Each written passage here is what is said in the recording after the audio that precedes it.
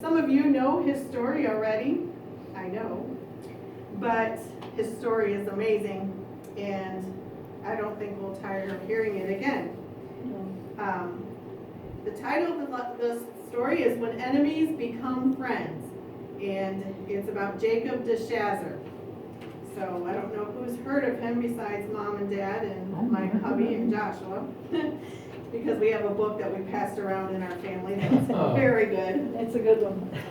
So, and this is very good as well, although of course it misses some points because it's not as long. Jake was crouched in the nose of a B-25 bomber headed for Japan. It was April 1942 and World War II was raging. Without warning, the Japanese had bombed and sunk most of the United States military ships anchored peacefully in Pearl Harbor, Hawaii. Japan also took over parts of China. Jake was outraged at the Japanese for what they had done. Thousands of innocent people had died in the attack on Pearl Harbor. Hatred for the Japanese burned in Jake's heart. He wanted revenge. He eagerly volunteered when his captain asked, "Who wants to sign up for a very dangerous secret flying mission?"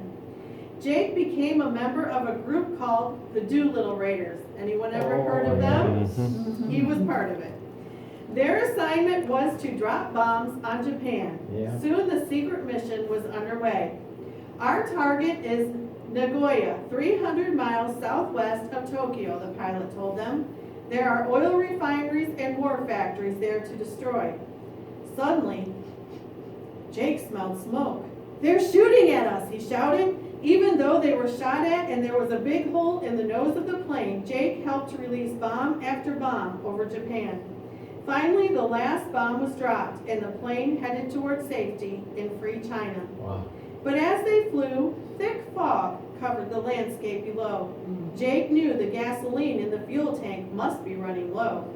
The plane had been in the air more than 13 hours. Ooh. The pilot circled a small town calling for help on his radio. No answer. "We're lost," Jake thought fearfully. "We're going to crash. What's under us? The friendly part of China or the Japanese military base?" Jake shoved his legs out the door of the plane, and the 160-mile-an-hour wind nearly broke them. Wow. Then he was falling into darkness with a parachute strapped on his back. Thousands of miles away back home in Oregon, his mother woke up from an awful nightmare about falling into darkness. "Jake must be in trouble," she cried. "Oh, Father God, help him! Help Jake!" Soon her fear went away and she fell into a sound sleep, believing God had answered her prayer. What was happening to Jake on the other side of the world?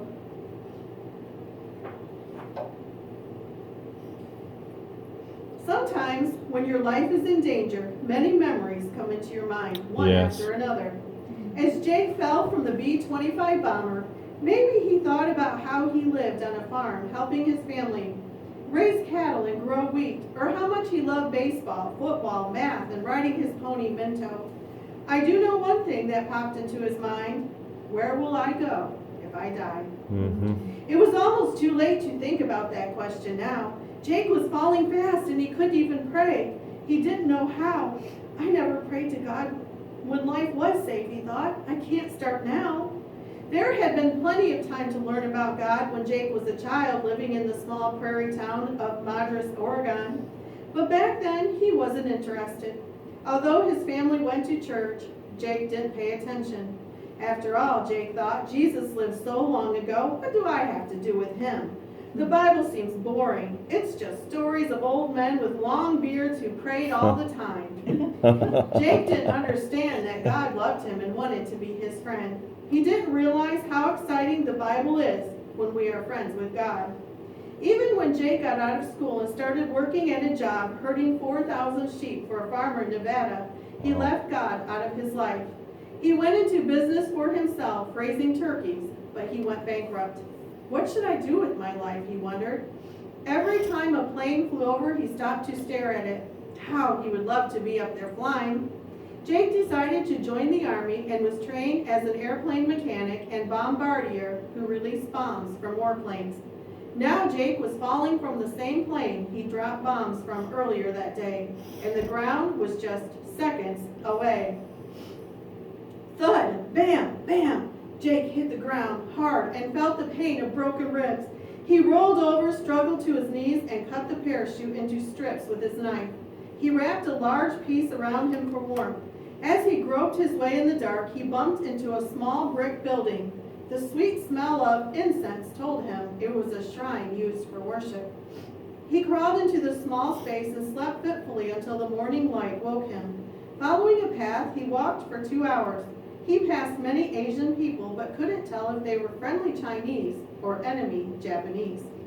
Jake saw 2 young soldiers playing with children outside a hut, and he stopped there.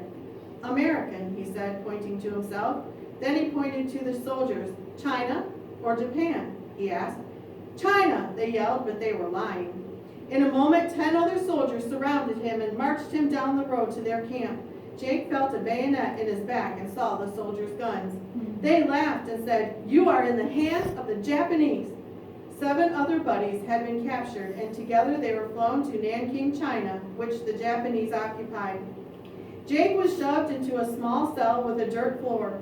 He hadn't eaten or washed for days. He felt dizzy, and his broken ribs hurt.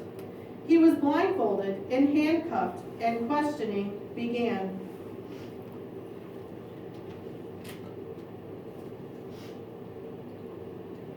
"I won't talk," he replied to every question. His blindfold was ripped off, and Jake found himself staring at a Japanese officer. "My men are mean and will torture you until you tell us what we want to know," he snarled. "However, I am the kindest judge in the entire country. Just answer the questions and you will get a nice glass of milk." "I won't talk." The judge's face reddened with an anger. Pulling his sword out of its sheath, he sliced it through the air over Jake's head. The shining steel flashed in the sunlight. "Tomorrow I will cut off your head," he threatened. "I would be honored if the kindest judge in all the country would cut my head off," Jake answered calmly, but in his heart he felt hatred for his captors. The judge and other soldiers laughed, and Jake was given a glass of milk. He was allowed to keep his head, but it was the last kindness he was shown for a very long time.